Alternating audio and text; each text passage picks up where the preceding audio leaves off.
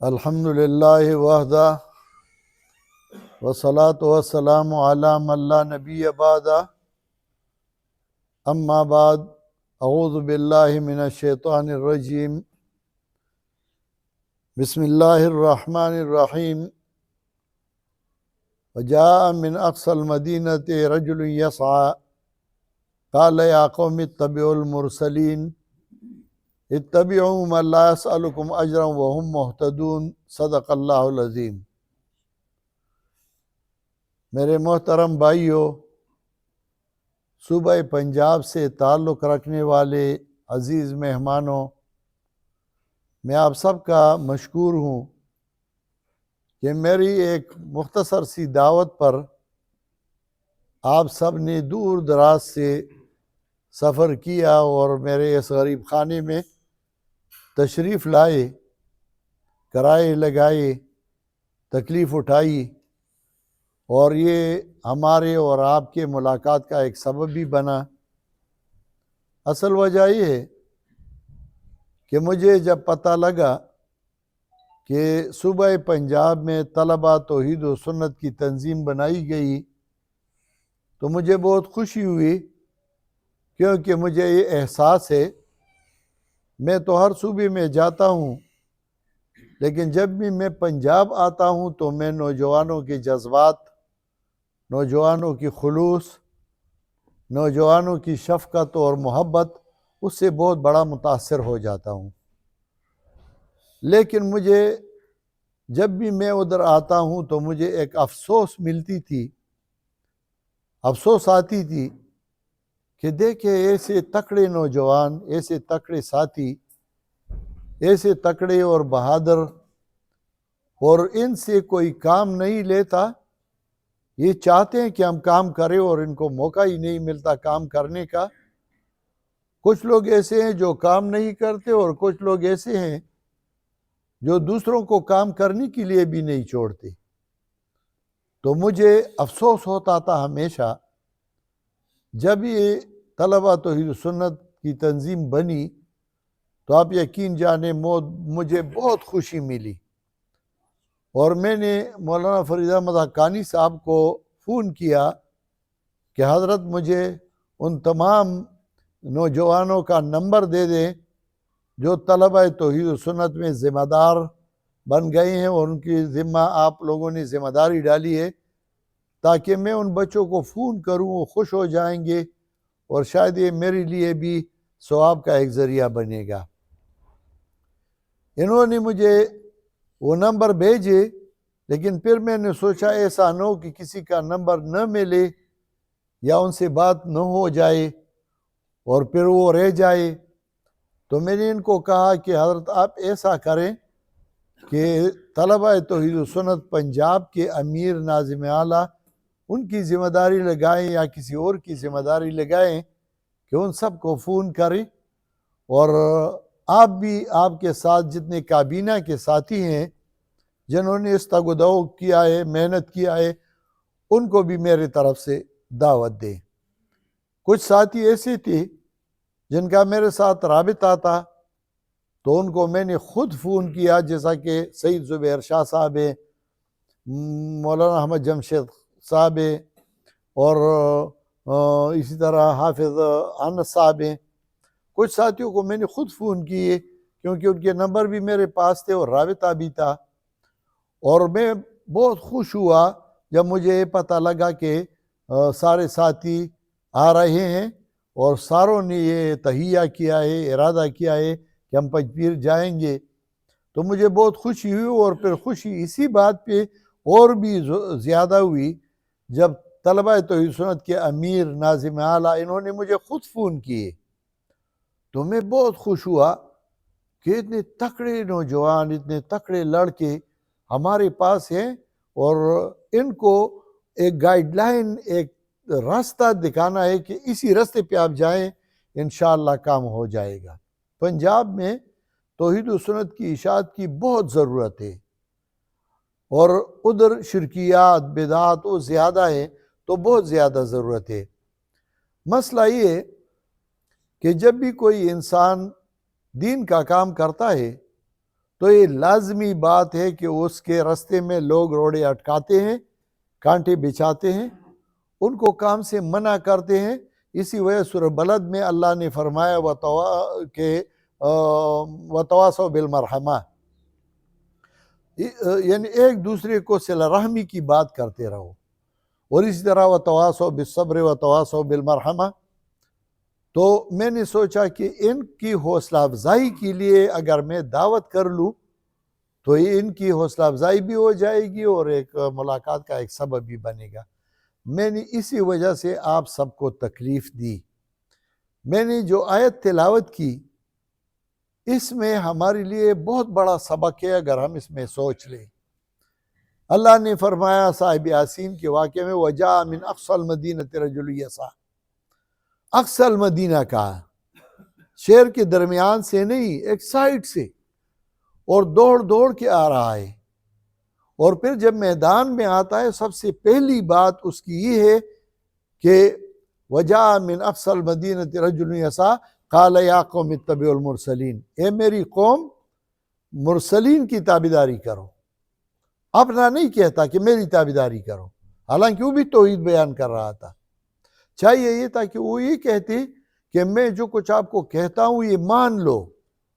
لیکن اپنے تابعداری سے پہلے ان کا ذکر کیا جن کے طرف سے ان کو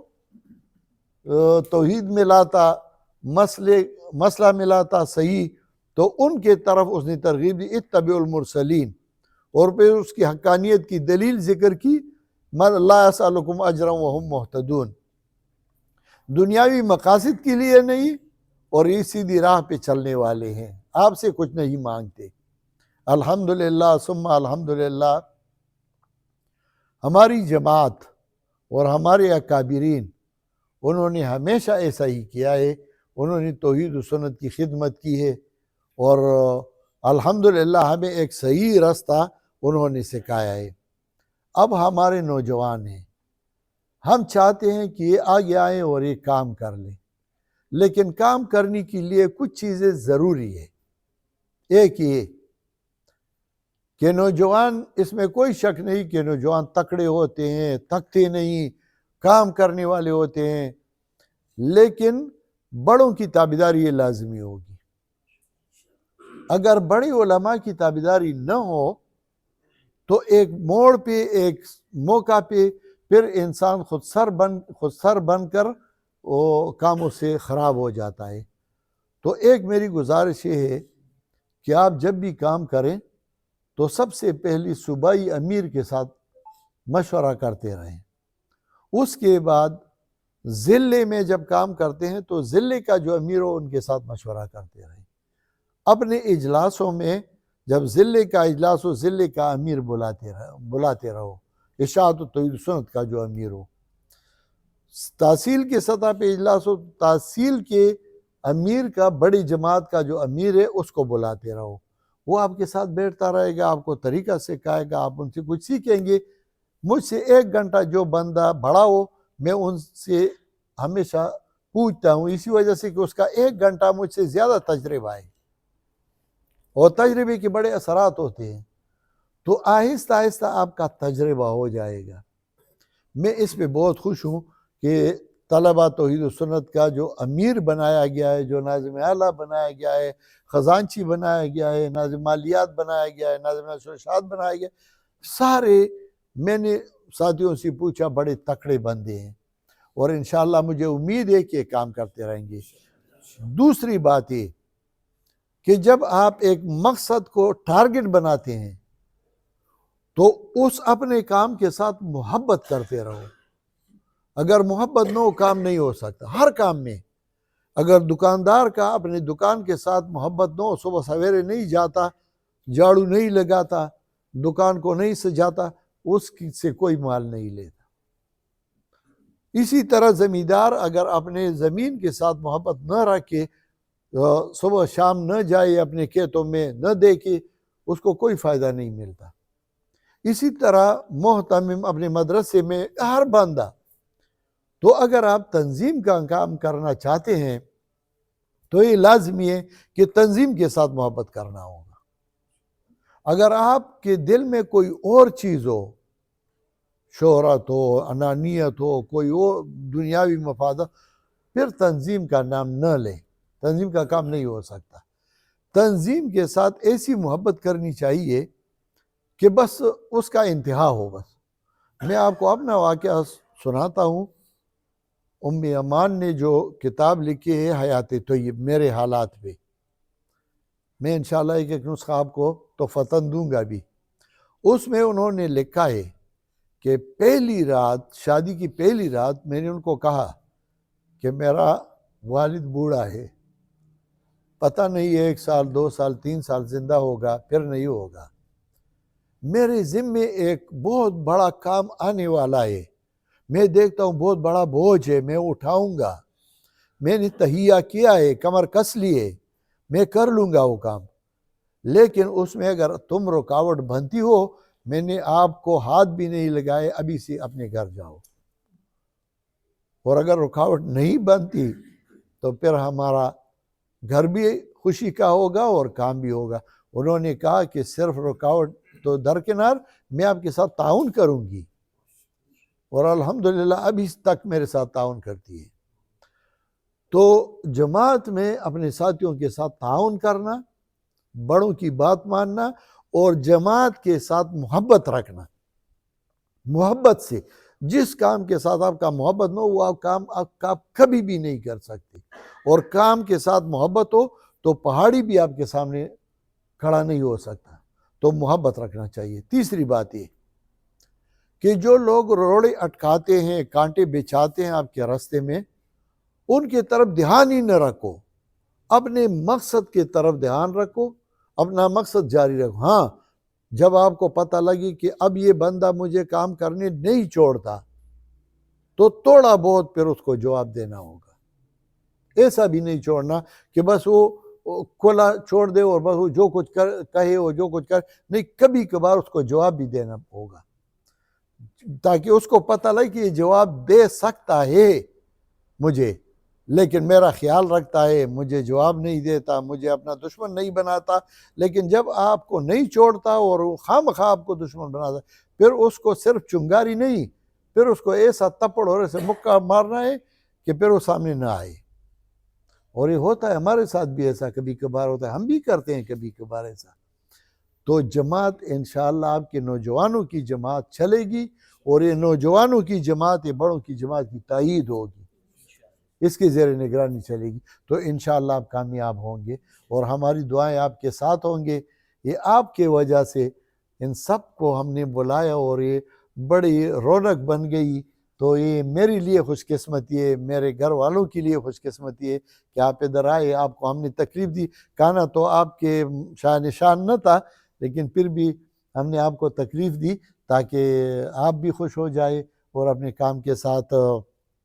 خلوص سے پیش آئے، اور ہم بھی انشاءاللہ آپ کے ساتھ ہوں گے، جب بھی آپ ہمیں بلائیں گے انشاءاللہ ہم درگزر نہیں، ہم اسے پیچھے نہیں ہٹیں گے، انشاءاللہ آپ کے شانہ بشانہ ہوں گے۔